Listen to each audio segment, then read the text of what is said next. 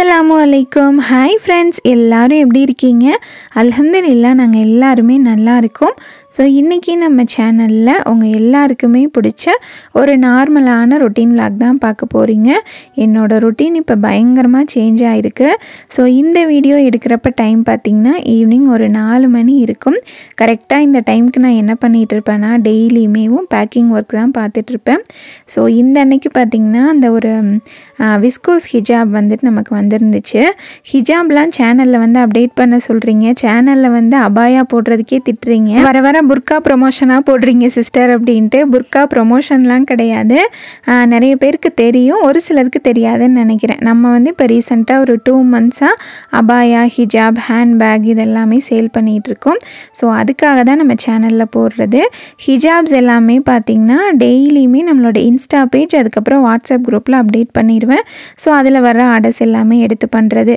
அதையும் கொண்டு வந்து நான் சேனலில் போட்டேன் அப்படின்னா என் மேலே பயங்கர கோபமாயிருவீங்க அது நல்லாவும் இருக்காது ஸோ நம்மளோட வாட்ஸ்அப் குரூப்பில் ஜாயின் பண்ணிக்கோங்க இன்ஸ்டா பேஜ் அதாவது ஜா ஃபேஷன்ஸோட இன்ஸ்டா பேஜ் இருக்கு இல்லையா அதை ஃபாலோ பண்ணிக்கிட்டீங்க அப்படின்னா உங்களுக்கு வந்துட்டு ஹிஜாப்ஸோட எல்லா அப்டேட்டுமே வரும் நம்மக்கிட்ட ஹிஜாப்ஸ் எல்லாமே பார்த்திங்கன்னா பிராண்டட் தான் ஸோ குவாலிட்டி நல்லாயிருக்கும் சரி அது அந்த பக்கம் இருக்கட்டும் இப்போ நான் என்ன பண்ணிகிட்ருக்கேன் அப்படின்னு பார்த்திங்கன்னா உட்காந்து பேக்கிங் தான் பண்ணிகிட்ருக்கேன் கரெக்டாக ஈவினிங் ஒரு 4 மணிக்கு ஸ்டார்ட் பண்ணேன் அப்படின்னா 6 மணி வரைக்கும் பயங்கர பிஸியாக இருக்கும் கொஞ்சம் ஆர்டர்ஸ் அதிகமாக இருந்துச்சு அப்படின்னா ஒரு 3 மணிக்கெலாம் உட்காந்துருவேன் ஜயானை தூங்க வச்சுட்டு சொல்லப்போனால் ஃபஸ்ட்டை விட இப்போ ரொம்பவே பிஸியாக தான் போயிட்டுருக்கு எனக்கு அதனால தான் அந்த ரொட்டீன் கரெக்டாக ஃபாலோ பண்ணி வீடியோ வந்து போட முடியல ஸோ இப்போ ஓரளவுக்கு அப்படியே அது சேஞ்ச் ஆகிட்டு கொஞ்சம் செட் ஆகிக்கிட்டே வருது இனி இன்ஷால்லாம் கரெக்டாக வீடியோஸ் வந்துட்டு வந்துடும் மினி விலாக் வந்துட்டு உங்களுக்கு எப்பவும் போல் மதியம் 2 மணிக்குள்ளே இன்ஷால்லாம் வந்துடும் இந்த நம்மளோட பிஸ்னஸ் பேஜ் இருக்கு இல்லையா இதோட வீடியோ வந்துட்டு ஈவினிங் ஒரு 7 மணிக்கு மேலே ஒரு நாள் விட்டு ஒரு நாள் தான் வரும் ஸோ தேவைப்படுறவங்க பார்த்து ஆர்டர் பண்ணுறாங்க ஸோ அல்ஹம்துலில்லாஹ் பிஸ்னஸ் ஸ்டார்ட் பண்ணி இந்த விஷயமே நான் ஷேர் பண்ணவே இல்லை அவங்க யார்கிட்டையுமே நல்ல ரெஸ்பான்ஸ் நல்லபடியாக நம்மளோட பிஸ்னஸ் வந்துட்டு போயிட்டுருக்கு ஸோ அதுக்குமே உங்கள் எல்லாருக்குமே ரொம்ப பெரிய தேங்க்ஸ் சொல்லிக்கிறேன் எப்படியாவது இந்த வீடியோ சாட்டர்டே போட்டுறணும்னு ட்ரை பண்ணேன் ஆனால் வந்துட்டு முடியல கொஞ்சம் எடிட்டிங் வந்து கம்ப்ளீட் பண்ண முடியல இப்போ தான் இந்த ரொட்டீன் வந்து அப்படியே செட் ஆகி பழகிட்டு இருக்கு இனி இன்ஷால்லா கரெக்டாக வந்துரும்னு நினைக்கிறேன் ஸோ இப்போ வந்துட்டு பேக்கிங் கொஞ்சம் தான் இருந்துச்சு அன்றைக்கி அதனால் முடிச்சுட்டு வந்துட்டு டீ ஆற்றி குடிச்சிடலான்ட்டு ஜயான் பாருங்கள் பெட்டில் எப்படி தூங்கிட்டு இருக்கான்னு வீட்டில் பிள்ளைங்களையும் பார்த்துக்கிட்டு அதுக்கப்புறம் சமையல் பண்ணிட்டு என்னோடய பிஸ்னஸ் பார்த்துட்டு இது இல்லாமல் யூடியூப்க்கு கண்டென்ட்டும் யோசிக்கணும் ஸோ இது எல்லாமே பார்த்துட்டு பிள்ளைங்களையும் நல்லபடியாக பார்த்துக்கணும் இல்லையா அதுலேயும் பசங்களோட படிப்பை பற்றி யோசிக்காமல் இருக்க முடியாது இல்லையா ஸோ மேக்ஸ் தான் எனக்கு கொஞ்சம் பயமாக இருந்துச்சு ஏன்னா மேக்ஸில் நான் எப்போவுமே வீக் தான் மற்ற சப்ஜெக்ட்லாம் கூட சொல்லி கொடுத்துருவேன் ஆனால் மேக்ஸ் சொல்லி கொடுக்குறது கொஞ்சம் திணறும் அவங்களுமே புரிஞ்சுக்கிறது கஷ்டப்படுவாங்க அப்போ தான் நான் பேன்ஸோ பற்றி கேள்விப்பட்டேன் இது வந்துட்டு ஒரு மேக்ஸ் லேர்னிங் பிளாட்ஃபார்ம் இதை யார் ஸ்டார்ட் பண்ணாங்கன்னா world fastest human calculator Neelakantha Bhanu sir நம்ம ஊரில் பிறந்து இந்த அளவுக்கு இருக்குது அது நமக்கும் ப்ரௌடாக தான் இருக்கு இல்லையா பேன்ஸோவில் வந்துட்டு மேக்ஸ் ரொம்ப ஈஸியாகவும் ஃபன்னாகவும் சொல்லி கொடுப்பாங்க 5 வயசுலேருந்து 15 வயசு வரைக்கும் இருக்க குழந்தைங்களுக்கு தான் இது வந்துட்டு டிசைன் பண்ணியிருக்காங்க இப்போ என்னோட பையன் பார்த்தீங்கன்னா மேக்ஸ் படிக்கிறதுக்கு கொஞ்சம் பயம் இல்லாமல் ப்ரெஷர் இல்லாமல் பண்ணுறான் இது இப்போ USA UK கனடா மற்ற 19 நாடுகளில் கூட அவைலபிளாக இருக்குது எங்கே இருந்தாலும் நீங்கள் ஆக்சஸ் பண்ணிக்கலாம் ஃபஸ்ட் ரெஜிஸ்டர் பண்ணுற 50 பேருக்கு ஃப்ரீ டெமோ கிளாஸ்மே கொடுக்குறாங்க டிஸ்கிரிப்ஷன் அண்ட் பின் கமெண்ட்டில் வந்துட்டு லிங்க் கொடுத்துருக்கேன் ஒரு ட்ரை பண்ணி பாருங்கள் நம்ம பசங்க மேக்ஸில் கான்ஃபிடெண்ட்டாக இருந்தால் அதை விட ஒரு பெரிய சந்தோஷம் வேறு என்ன இருக்குது சொல்லுங்கள் ஸோ ஒரு ட்ரை பண்ணி பாருங்கள் டெமோ கிளாஸ் மட்டும் பிடிச்சிருந்தா ஜாயின் பண்ணிக்கோங்க ஸோ பேக்கிங்லாம் முடிச்சுட்டு தொழுதுட்டு அப்படியே பார்த்திங்கன்னா கிச்சனுக்கு வந்துடுவேன் ஸோ சட்னி ஏதாவது போடுறதுனா போட்டு வைக்கிறது தோசை மாவு கரைச்சி வைக்கிறது இல்லை வீடியோ ஷூட் பண்ணுறது இந்த மாதிரி ஏதாவது வேலை பார்த்துட்ருப்பேன் அன்றைக்கி பார்த்திங்கன்னா அம்மா வீட்டுக்கு கொஞ்சம் கெஸ்ட் வந்திருந்தாங்க ஸோ அம்மா அன்றைக்கி கீ ரைஸ் அதுக்கப்புறம் சிக்கன் குழம்பு 65 புதினா சட்னி இதெல்லாம் கொடுத்து விட்டுருந்தாங்க ஸோ அதுவே இருந்துச்சு சாயந்தரமே சாப்பாடு இருந்துச்சுன்னு சொல்லிட்டு திரும்ப தம்பிகிட்ட கொடுத்து விட்டுட்டாங்க அதனால் அன்றைக்கி நைட் எதுவுமே பண்ணலை அதோடையே விட்டுட்டேன் ஸோ கட்டைப்பையில் வச்சு கொண்டு வந்துட்டான் பாருங்கள் அம்மா வீட்டு பக்கத்தில் இருக்கிறதுனால அப்பப்போ நல்லா சுட சுட சாப்பாடு வந்துடும் எங்கள் அம்மா வைக்கிறதுலே பார்த்திங்கன்னா மீன் குழம்பு ரொம்ப நல்லாயிருக்கும் அப்புறம் இந்த வறுவல் ஐட்டம், கோலா உருண்டை இதெல்லாமே சூப்பராக இருக்கும். மெயினாக இந்த சிக்கன் குழம்பு பயங்கர டேஸ்ட்டாக அப்படியே எப்படி சொல்கிறதுனா கம கம கம கமன்னு வாசமாக இருக்கும். என்ன தான் நான் அந்த சிக்கன் குழம்பு ட்ரை பண்ணாலுமே அந்த ஒரு கமகமன் வாசத்தோடு வந்துட்டு வரவே மாட்டேங்குது. ஒரு தடவை அவங்க அந்த சிக்கன் குழம்பு வைக்கிறப்ப பக்கத்துலேயே நின்று பார்க்கணும். அதுக்கப்புறம் அவங்க சிக்கன் குழம்புல பார்த்திங்கன்னா அந்த சிக்கனோட ஸ்மெல்லே இருக்காது, பயங்கர வாசமாக இருக்கும். ஸோ சாப்பாடெல்லாம் மாற்றி வச்சுட்டு அதுக்கப்புறம் வந்துட்டு அன்றைக்கி கொஞ்சம் சரக்கு வந்துருந்துச்சு, அதையுமே எண்ணி எடுத்து வச்சிடலான்ட்டு இந்த சரக்கு ஓப்பன் பண்ணி எண்ணி எடுத்து வைக்கிறது வந்துட்டு எனக்கு ரொம்ப பிடிக்கும். அது என்னன்னே தெரியல, எவ்வளோ டயர்டாக இருந்தாலும் சரி, எவ்வளோ வேலையாக இருந்தாலும் சரி, அது வந்த உடனேமே அதை ஓப்பன் பண்ணி செக் பண்ணி நீட்டாக அடுக்கி விட்டுறணும், அப்போ தான் நிம்மதியாக இருக்கும். ஸோ இது வந்துட்டு இப்போ ரீசெண்டாக ஒரு பிளைன் அபாயா வீடியோ போட்டிருந்தோம் இல்லையா, அந்த அன்னைக்கு அதுக்கு முன்னாடி நாள் எடுத்தது. அந்த வீடியோ போட்டதுமே பார்த்திங்கன்னா எல்லாரும் இல்லை, ஒருத்தவங்க வந்து கமெண்ட் பண்ணியிருந்தாங்க ப்ரைஸ் அதிகமாக இருக்குது அப்படின்னு சொல்லிட்டு. இந்த அபாயா பார்த்திங்கன்னா நம்ம வந்து பிலோ 900 கொடுக்குறோம். இதே அபாயா வந்துட்டு நமக்கு ஹோல்சேலில் 300 கூட இருக்குது, அதை வாங்கி நான் 500 கூட கொடுக்கலாம். ஆனால் இந்த மெட்டீரியலே பார்த்திங்கன்னா ஒரு 4-5 வெரைட்டியில் இருக்குது. ஸோ நான் எல்லாமே வர வச்சு குவாலிட்டி செக் பண்ணி உள்ளதுலேயும் நல்ல குவாலிட்டியாக தான் நான் வந்துட்டு சேல் பண்ணிகிட்ருக்கேன். ஏன்னா நம்ம சேனல் வச்சுருக்கோம், நம்மளை நம்பி 10 ரூபா கொடுக்குறாங்க அப்படின்னா அதுக்கு தகுந்த மாதிரி மெட்டீரியல் இருக்கணும்.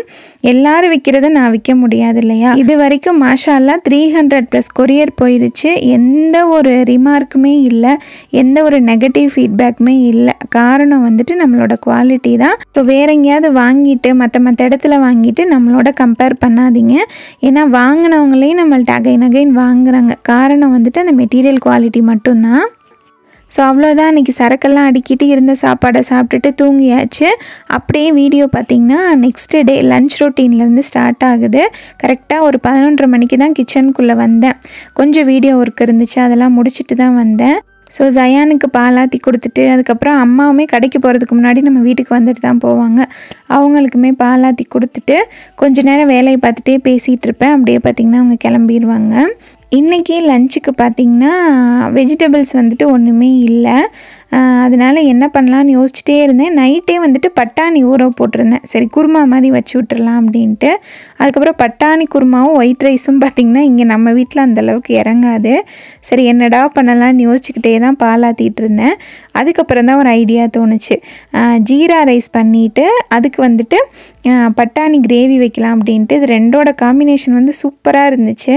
கண்டிப்பாக இந்த காம்போ ஒரு தடவை ட்ரை பண்ணி பாருங்கள். ஃபஸ்ட்டு அதுக்கு வந்துட்டு கரெக்டாக 1/2 கிலோ அளவுக்கு பாஸ்மதி ரைஸ் எடுத்துக்கிறேன். ஸோ அதை வந்துட்டு ஒரு 30 மினிட்ஸ் ஊற வச்சுக்கலாம். இப்போது இதுக்கு தேவையான வெங்காயம், தக்காளி இது எல்லாத்தையுமே எடுத்து வச்சுக்கலாம். ஜீரா ரைஸ்க்கு நம்ம வந்துட்டு வெங்காயம் போட்டும் தாளிக்கலாம், போடாமையும் தாளிக்கலாம். ஆனால் இப்போ நான் சொல்கிற மெத்தடில் செஞ்சு பாருங்கள், அப்படியே கமன் ரெஸ்டாரண்ட்டில் சாப்பிட்ற மாதிரியே செம்ம டேஸ்ட்டாக இருக்கும்.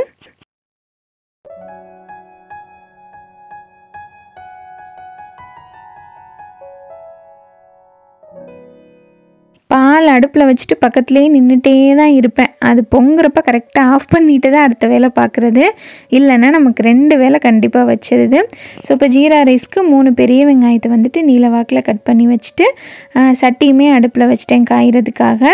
இப்போ பட்டாணி கிரேவிக்கு 2 கைப்பிடி சின்ன வெங்காயம், ஒரு பெரிய வெங்காயம், ஒரு 1/2 டீஸ்பூன் சீரகம், சோம்பு, கொஞ்சமாக மிளகு, பட்டை, கிராம்பு, ஏலக்காய், கசகசா இதெல்லாமே சேர்த்துட்டு நல்லா ஒரு ஃபைன் பேஸ்ட்டாக அரைச்சி எடுத்துக்கலாம்.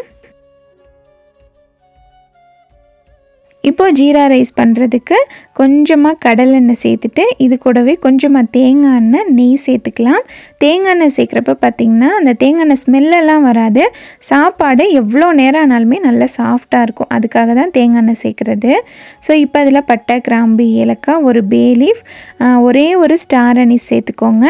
இது கூடவே சீரகம் 1 டேபிள் ஸ்பூன் சேர்த்து நல்லா பொரிஞ்சதுக்கப்புறமா கட் பண்ணி வச்சுருக்க 3 பெரிய வெங்காயம், 3 பச்சை மிளகாய் சேர்த்துட்டு இப்போ இதை நல்லா வதக்கிக்க போகிறோம். ரொம்ப கோல்டன் ப்ரௌன் கலர் வரணும்னு அவசியம் கிடையாது, ஓரளவுக்கு அப்படியே இந்த முருகி வரும் பார்த்திங்களா, அந்த ஸ்டேஜ் வர வரைக்கும் வதக்கிக்கோங்க. இந்த அளவுக்கு வெங்காயம் வதங்கினதுக்கப்புறமா கொஞ்சமாக ஒரு கைப்பிடி அளவுக்கு மல்லி இலை சேர்த்துக்கலாம். புதினா வந்து சேர்க்க வேணாம்.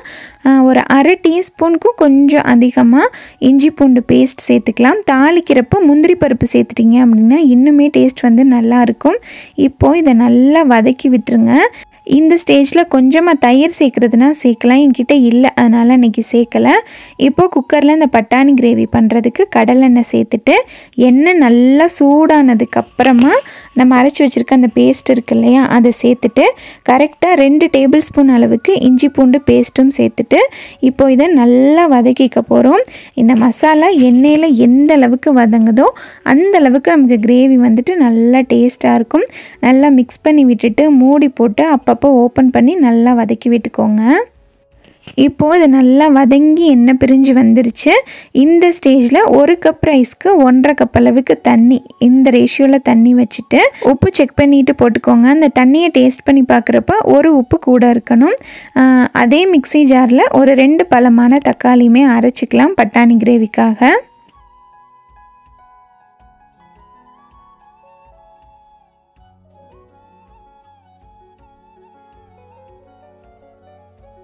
இப்போது இந்த மசாலா நல்லா வதங்கினதுக்கப்புறமா நம்ம அரைச்சி வச்சுருக்க தக்காளி பேஸ்ட் இருக்கு இல்லையா, அதை சேர்த்துட்டு கொஞ்சமாக மல்லி புதினா ரெண்டுமே சேர்த்துட்டு நல்லா மிக்ஸ் பண்ணிக்கோங்க.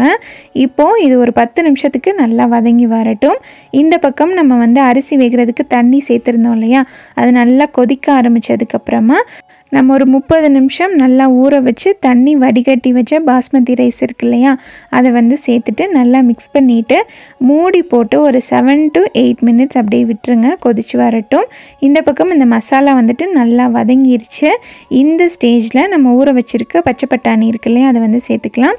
நைட்டே ஊற வச்சுருங்க, அப்போ தான் நல்லாயிருக்கும்.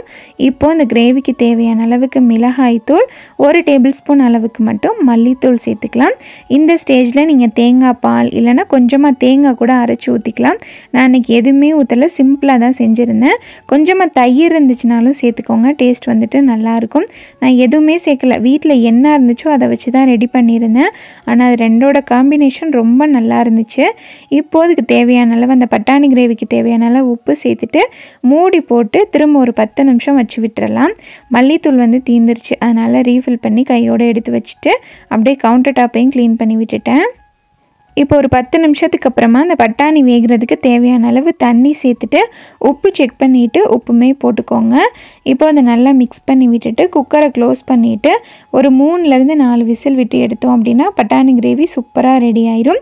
இந்த பக்கம் பார்த்திங்கன்னா நம்ம ஜீரா ரைஸ் இருக்கு இல்லையா, ஸோ அதுவுமே தம் போடுற ஸ்டேஜ் வந்துருச்சு. பழைய தோசை தவா வந்துட்டு நல்லா ப்ரீஹீட் பண்ணி வச்சுருந்தேன். அதுக்கு மேலே அந்த பாத்திரத்தை வச்சுட்டு மூடி போட்டு லோ ஃப்ளேமில் கரெக்டாக 15 மினிட்ஸ் வச்சுட்டு அதுக்கப்புறம் ஒரு 10 நிமிஷத்துக்கு அப்புறம் ஓப்பன் பண்ணுங்கள். நல்லா பொழுன்னு சூப்பராக ரெடி ஆயிரும். கண்டிப்பாக ஜீரா ரைஸ் வந்து இந்த மெத்தடில் ட்ரை பண்ணி பாருங்கள். அப்படியே நீங்கள் ரெஸ்டாரண்ட்டில் சாப்பிட்ற மாதிரியே பயங்கர ஃப்ளேவர்ஃபுல்லாக ரொம்ப சூப்பராக இருக்கும்.